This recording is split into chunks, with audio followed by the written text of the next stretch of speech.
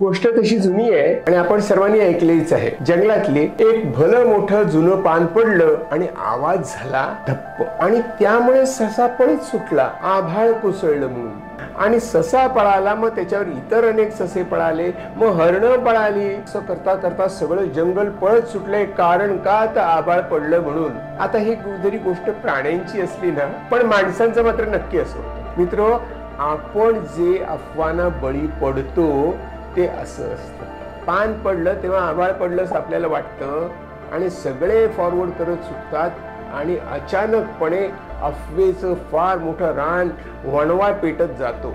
आपल्या सर्वांमध्ये ना एक हर्ड इन्स्टिंक्ट असते। मेंढ्या जशा एका मागोमाग एक जातात ना, तसे आपण मनाने एकांच्या मागे दुसरे जात असतो। फॅक्ट चेकिंग काही करतच नाही, कोणीतरी म्हणाला म्हणून आपण करत सुटतो। पण आपल्याला शहाण्या माणसासारखं वागायचं असेल ना, तर थांबूया। आपण उगाच फॉरवर्ड करत सुटू नये नको, अफवा थांबूया आणि घाबरूया नको। शांतपणे स्थिर मनाने परिस्थितीचा विचार करूया।